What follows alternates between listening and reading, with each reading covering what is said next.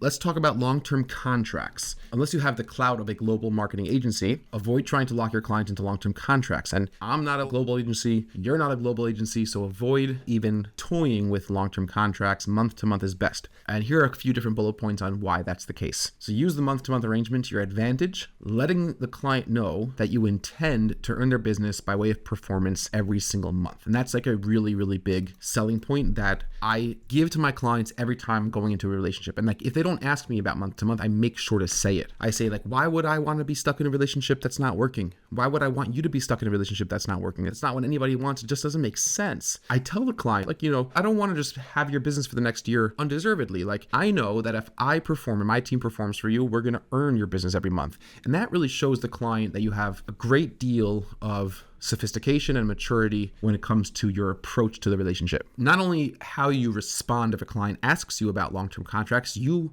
proactively talk about this in a client proposal when you're on the phone with the prospect. And you could use my words word for word, but better to rephrase them into your own voice and your own personality. I'll tell a client, like, we want to make working with us as risk-free as possible, right? So if you're locked into a 3-month or 6-month or 1-year commitment, like, it's just not pleasant. It's not risk-free. It's not easy. We're going to spend some money in digital advertising. We're going to take over your campaigns. We're going to start optimizing them. I can't guarantee that it's going to work out. We've had cases where we failed for our clients. Usually we're successful, but there are plenty of times that we're not. And having a month-to-month arrangement just makes it so risk-free and unpressurized, giving us a shot at this partnership. And that's exactly what I say to a client. And it just takes so much pressure off and tension out of the relationship. It really makes a big impact. I also sometimes point out that long-term contracts are a red flag in proposals from competing agencies. So a lot of bigger clients come to us. We had this case about 6 months ago where a huge opportunity came to us. We actually won the deal, and they were getting proposals from competing agencies. And they told us outright, like, you're one of 4 in the finalists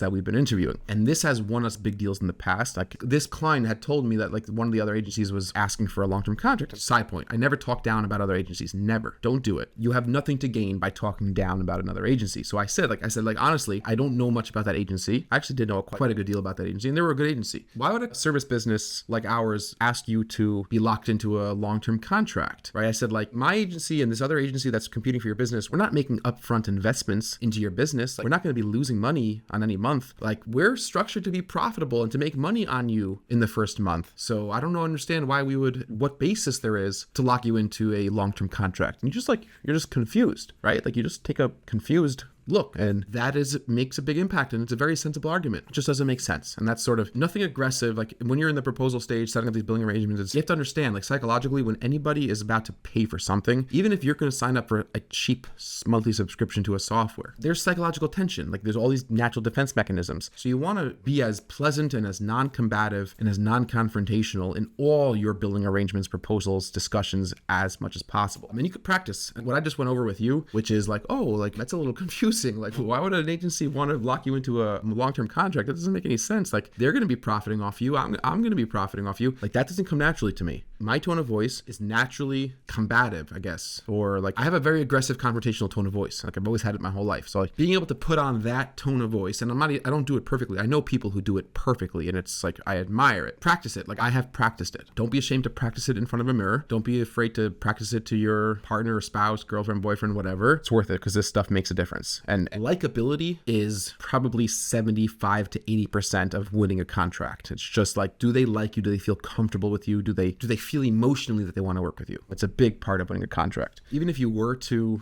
ask a client for a long-term contract and they sign a long-term contract, it's meaningless, right? Unless you have like a massive legal team and you want to get involved in legal battles, it's just not, if a client wants out of a contract, they're going to stop paying you and you're going to have very little recourse. Like, that's just the fact of the matter. Like I said, unless you have the clout of a really large global agency. In 6 years, I've never been sued, thank God, and I've never sued anyone. Don't get litigious. That's just a recommendation in general. It's bad for your business. It's bad for your reputation. It's something my father really taught me. It had a big impact on me. He's a doctor, and he's never been sued, or he's never sued anybody as far as I know. And getting litigious is just bad. I've had situations where there were grounds for me to get litigious, let's say, like, somebody, a software company charged my credit card and I couldn't get it back, or whatever the case may be. But like, I just don't do it. It's not good for business. Much better off spending your time moving your business forward.